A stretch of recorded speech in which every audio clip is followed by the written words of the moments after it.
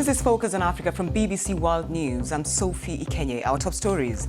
No change in Malawi. The country's president secures a second term in office after narrowly winning the country's presidential polls. Two candidates threw their hat in the ring to be Algeria's next leader, but protesters are demanding the vote be delayed. Around 150 people are missing after their boat sank on the Lake Mai-Ndombe in the Democratic Republic of Congo. At least 45 others are confirmed dead. Also in the program, we head to Ethiopia's first skate park, built by volunteers in just 16 days. Before the skate park, we used to skate at the parking lot. It is a good thing for the community. A lot of new kids started skateboarding because of this skate park. And in sports, a high court in Sierra Leone acquits the president and the secretary general of the country's football association on corruption charges.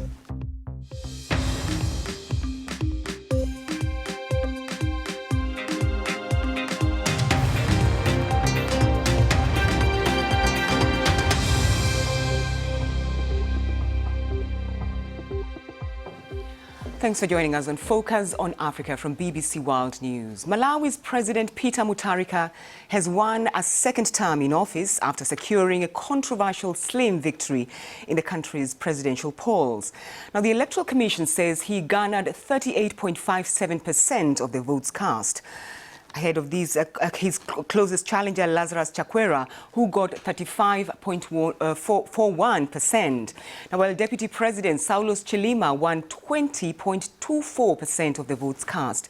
Now, opposition parties had gone to court calling for a recount, citing irregularities in some districts.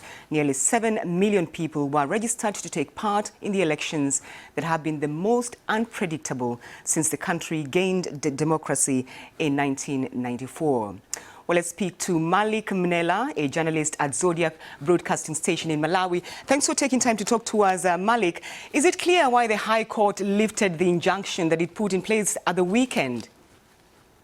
Apparently, according to what has been said, is that the mandate to announce the results, first and foremost, rests with the Malawi Electoral Commission.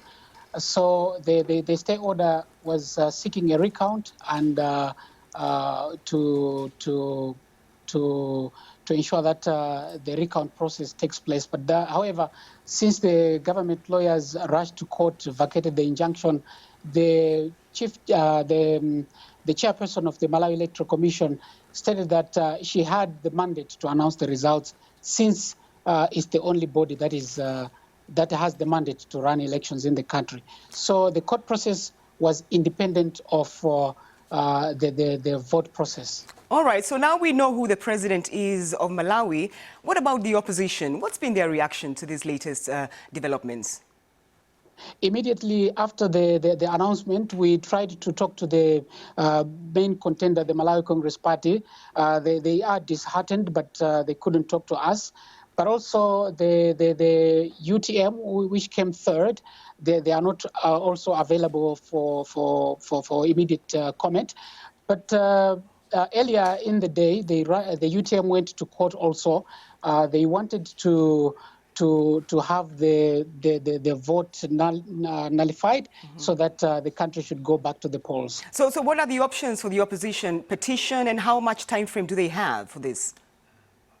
Now the country has a president, so perhaps it's for the courts to decide. But as it stands, I think perhaps tonight or tomorrow the president-elect will be sworn in. All right, Malik Mnela, thank you for taking time to talk to us and Focus on Africa. Thank you. Now, voters in Madagascar have been going to the polls to elect new members of parliament. There are 800 candidates for 151 seats. Now, this vote is being seen as the latest round of a bitter feud between President Ons Radziwill and his long-standing rival, Marc Ravalomanana. Now, the latter lost to the former in the presidential election in December. I hope that members will bring peace, that there will be no more bloodshed, and that market prices will no longer increase. I no longer trust members of parliament if it is the same ones who will still be elected, because bad practice will continue.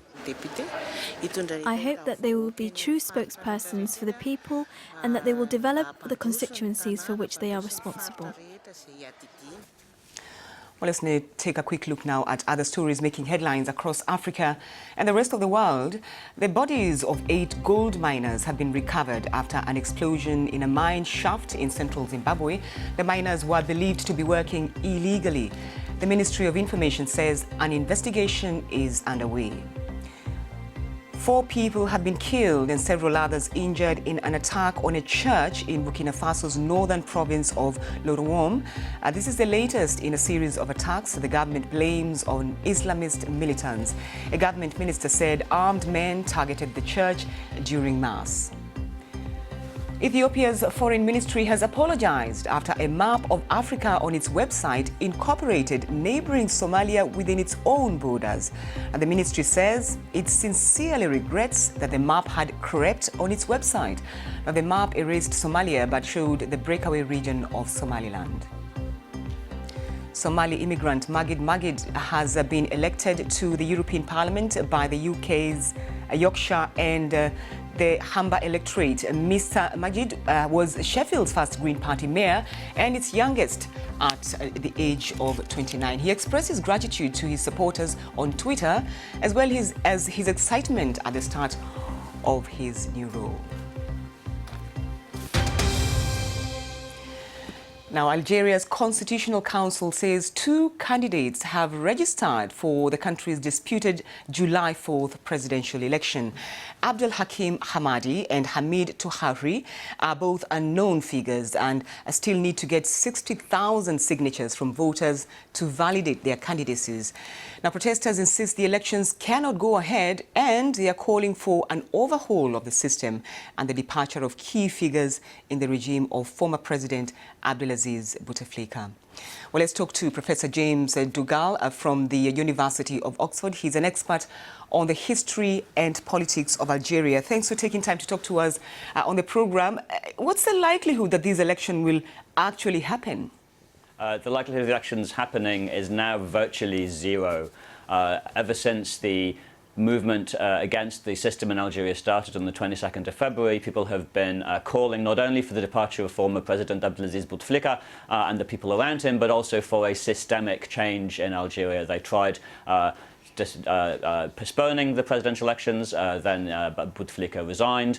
The interim president, Abdelkader Ben Salah, who is now the president of the country, had 90 days to organize these elections. They're supposed to happen on July 4th. There are only 2 candidates for those elections. Both of them are absolute unknowns. One is a leader of a very small party. The other is a complete unknown. None of the serious candidates have opted to put themselves forward for this election, and that shows the extent to which most of the serious political players in Algeria have now come along with the popular movement. You've made 2 very important points there. You talk about the 2 main parties not having put forward any candidates, and you talk about the unknown ones who've put their hats in the ring. What is the likelihood, though, that they will get these 60,000 votes that they require to be validated, really? No chance at all. There's no chance of that happening. I think the only possibility now that the regime has is that they can try to postpone the election and try to persuade more members of the political class to get involved, or they can do what the popular movement has been calling for, which is to get involved in some more serious, fundamental conversation about how to organize a democratic transition in which the initiative will be with the civil society organizations running the protests. So these protesters have been on for quite a while now, and no one really has a clear indication about the direction they really want to take, whether it's constitutionally or otherwise in terms of leadership. So there are 2 things that are going on now. One is that the chief of the general staff, the head of the army, the most powerful man in Algeria, Ahmed Gaid Salah, is calling for a transition within the constitution. He's the man who got rid of the former president effectively, and he's trying to argue that there should be a transition within the existing constitution. Most of the people on the street are demanding a reform of the constitution, something more thoroughgoing. They want a political transition, not just a constitutional transition. And the major political parties don't know what to do about that. Some of their leaders have already been indicted for corruption charges. and it's quite clear that what now is most likely to happen is that there's the initiative on the street and from the civil society organisations who met just a couple of days ago to start to thrash out their options for putting forward a platform for a more serious, systemic overhaul of the constitution. Now need to come forward with actual plans about what that might look like. All right, Professor James McDougall, thank you for taking time to talk to us on Focus on Africa. Thank you. Thank you. This is Focus on Africa from BBC World News. Still to come, authorities in Gabon investigate claims that Football Federation staff sexually assaulted members of the women's under-20 football team during a recent trip to France. Find out more in sports.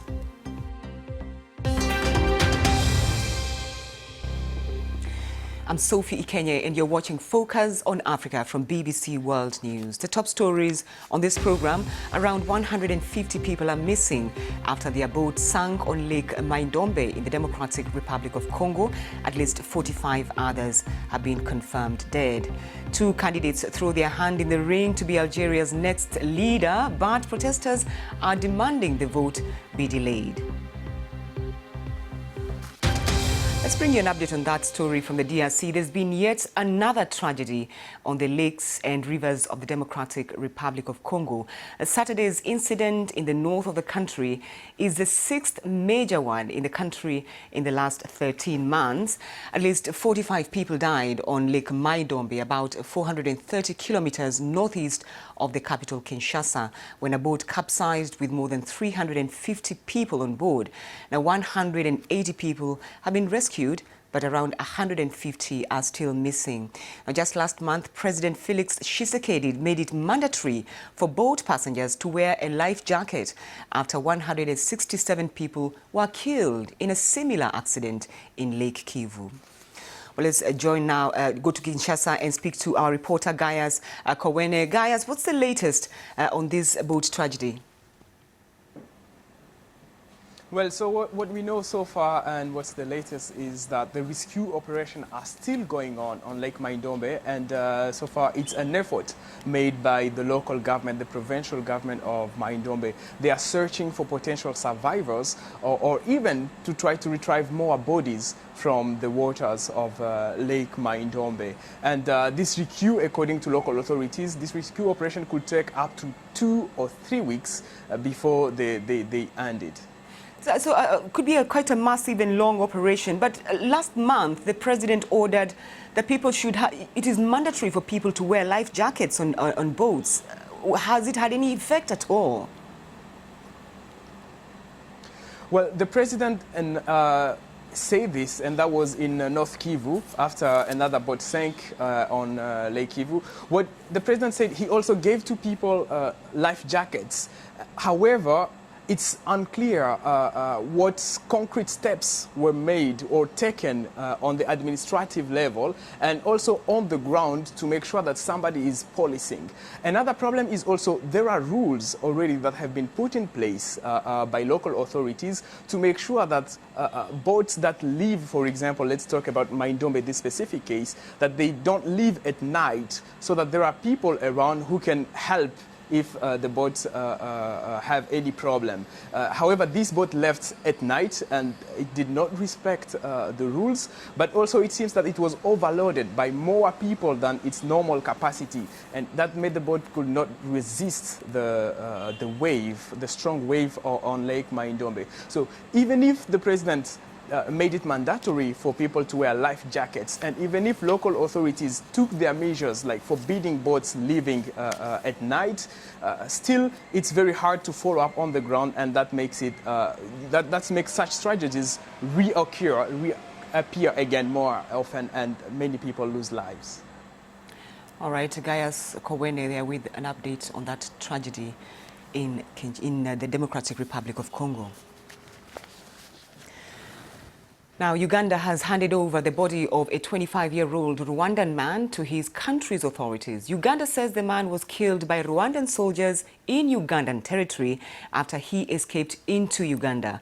Rwandan authorities deny the allegations. UN diplomats from regional states were present when the body was handed over at the border between the two countries. Catherine Biaruhanga has more. Uganda works to maximize its position in this latest incident. It wanted to show the world what it calls Rwanda's aggression. The body of John Battista Cherenge was handed over to the mayor of his hometown back in Rwanda. Foreign diplomats based in Kampala were flown to the border area to witness this moment. Tensions between Uganda and Rwanda have been growing over the last 2 years, leading Rwanda to block Ugandan goods from entering its territory and stopping its citizens from crossing into Uganda. Current efforts to stop the row have failed. Future interventions could come from regional or international partners, so having diplomats there today could help Uganda's case. Rwanda sees things differently. It accuses the government in Uganda of backing armed groups trying to overthrow the government in Kigali. It also says authorities here are arbitrarily arresting its citizens. The latest such incident, Rwanda says, happened on Sunday when 2 visiting Rwandans were apparently picked up by Uganda's military. The government in Kampala has denied that it's colluding with armed groups, and it says any Rwandans arrested in Uganda are actually involved in criminal activities. Catherine Bieruhanga reporting there. Now, high school students across Somalia are sitting their exams today after weeks of delays due to papers being sold and shared on social media. More than 31,000 students were affected by the postponement, which sparked protests in the capital, Mogadishu. Now, the Ministry of Education has installed security measures and banned social media over the next 5 days. Frankly speaking, I'm not happy about the cancellation of our exams. If we look at the challenges that we faced, the expenses that we paid, and all the hard work and the preparation we did, it's not great that we are going to redo our exams. I pray to God that this one goes well. I strongly agree with the fact that our previous exams have been cancelled, as we cannot learn on cheating materials. Resitting for the exams is a good step. You're watching BBC Focus on Africa. It's time now for some sport. Peter. Many thanks, Sophie. And a High Court in Freetown has acquitted and discharged the President and the Secretary General of the Sierra Leone Football Association on corruption charges. The case led to the ban of the country by FIFA because the two were suspended from office. SLFA President Aisha Johansson and FA Secretary General Chris Kamara were acquitted and discharged after the government-backed Anti-Corruption Commission accused them of graft. A court today pronounced the duo not guilty of the charges in a case that has halted Sierra Leone football for more than a year. Now, authorities in Gabon have launched an investigation into allegations that the Football Federation officials sexually harassed members of the women's under-20 football team during a recent trip to France. The BBC's Louise Dewast has been monitoring the story. This all started when a Gabonese journalist published pictures on social media claiming to show members of the women's team cramped in a hotel room, along with a long list of allegations that they had been sexually harassed and abused by Football Federation staff before, during and after taking part in the South Ladies Cup in southern France. The post went viral. The Gabonese Football Federation has issued a statement saying that they are aware of the allegations, but staying clear of using the term sexual harassment, instead condemning what they describe as sexual practices between players and members of staff. An internal investigation has been opened, they say, and another investigation by the prosecutor's office has also been undertaken. Louise Dewast there. Now, Zamalek coach Christian Gross has hailed his team after the Egyptian side beat Morocco's Renaissance Berkane on penalties to win the Confederations Cup. The Egyptians won the second leg of the final 1-0 at the Borg El Arab Stadium near Alexandria to make it 1-1 on aggregate.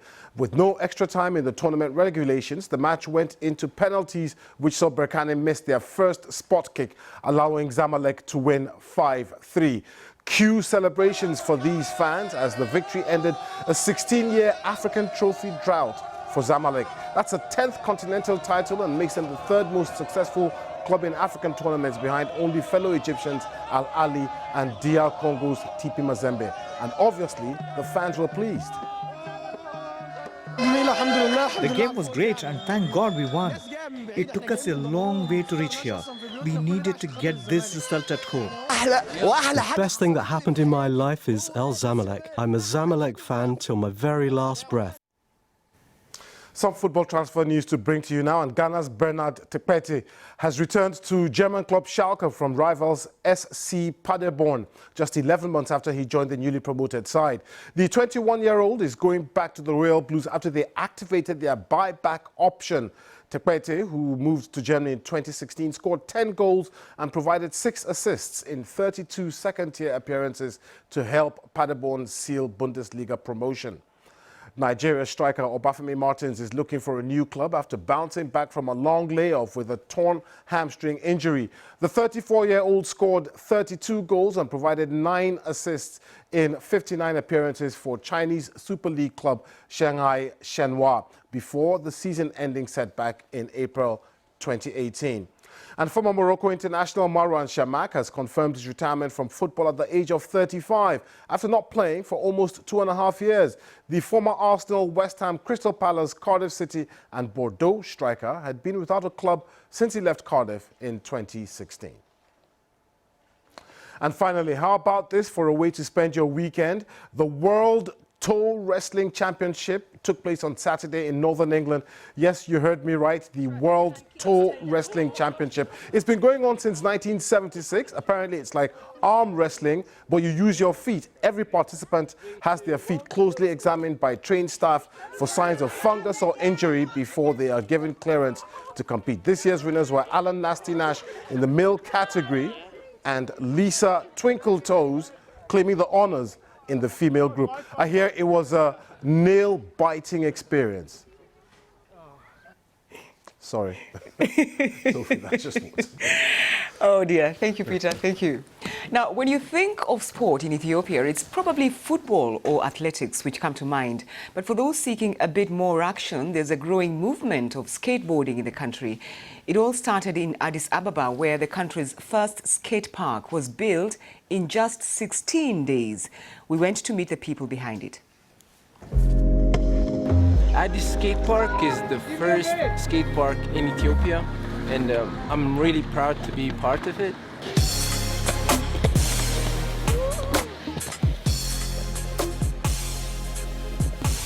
We were 3 skaters, and now it became 20, then 100. Now we lost count. And we managed to start crowdfunding on internet, and it went out really good. It's been 3 years now exactly. Skateboarding was not popular, but now I think it's building up. For us skating, we used to just skate on the streets, look for a spot and stuff. But skate park brings kids and everybody together, and I think that's really good for the community. We want to change the idea of making a skateboard and making it available for the kids here, but so far we're going through donations, friends leaving their board for us and all. A lot of kids started skateboarding because of the skate park. But before the skate park, we used to skate at the parking lot. It is a good thing for the community. A lot of new kids started skateboarding because of this skate park.